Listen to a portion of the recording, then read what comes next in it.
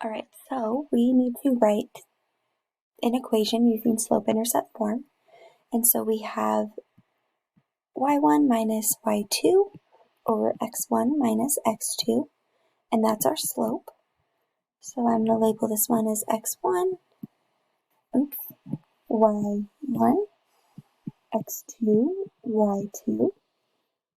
So my y1 was 4 minus my y2, which is 2, over my x1, which is 1, minus my x2, which is 0, which gives me 2 on top, minus 0 is 1. So we have 2 over 1, which is just 2. My y-intercept is where it crosses the y-axis, so that's this point right here, which is 0, 2.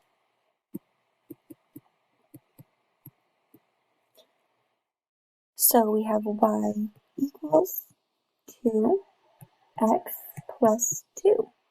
You also could find the slope by counting on the graph. You could have gone up 1, 2 over 1. So we rose 2, ran 1, and that gives us the same slope that we found in our equation. For number 2, I'm going to call this x1, x2, y1, y2.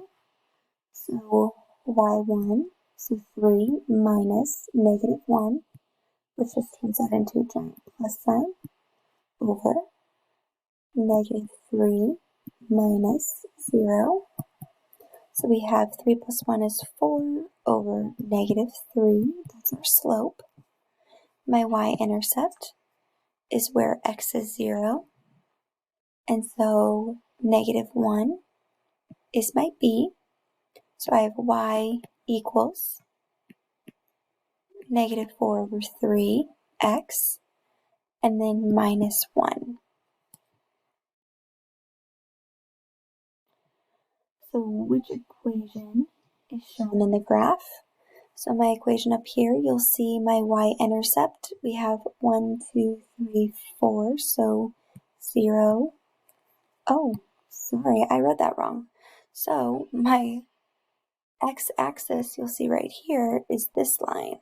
So I'm going down 1, 2, 3, 4.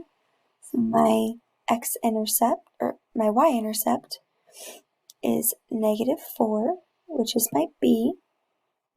And then my slope, I'm going to label that point as my x1, y1, x2, y2. So we have negative 4 minus negative 4, which gives me one giant plus sign, over negative 3 minus 0. So my slope is 0 over negative 3, which is just 0. Anything divided by 0, or 0 divided by anything is just 0. So my equation equals a slope of 0, x minus 4. But 0 times any number is just 0, so we can just rewrite that as y equals negative 4. So the correct answer is A. So I want you to do 3 and 4 on your own, and then you'll check your answers with mine.